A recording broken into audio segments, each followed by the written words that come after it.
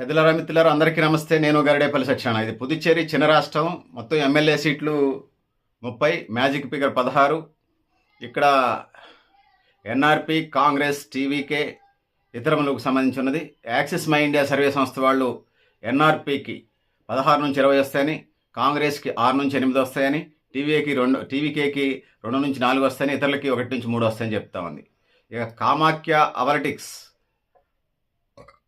అవలిటిక్స్ వాళ్ళు ఎన్ఆర్పి పార్టీకి 17 నుంచి 24 వస్తాయని, కాంగ్రెస్కి 4 నుంచి 7 వస్తాయని, టీవీకేకి 1 నుంచి 2 వస్తాయని, ఇతరులకి 1 వస్తుందని చెప్తా ఉంది. ఇక పీపుల్స్ పల్స్ సర్వే వాళ్ళు ఎన్ఆర్పికి 16 నుంచి 19 వస్తాయని, కాంగ్రెస్కి 10 నుంచి 12 వస్తాయని, టీవీకి ఏమి లేదు, ఇతరులకి 1 నుంచి 2 వస్తాయని ఈ సర్వే సంస్థ చెప్తుంది. ప్రజాపోల్కు సంబంధించి వచ్చినప్పుడు ఎన్ఆర్పికి 19 నుంచి 25 వస్తాయని, కాంగ్రెస్కి 6 నుంచి 10 వస్తాయని, ఈ 2 పార్టీల మధ్యన ప్రధాన పోటీగా ప్రజాపోల్ చెప్తా ఉంది.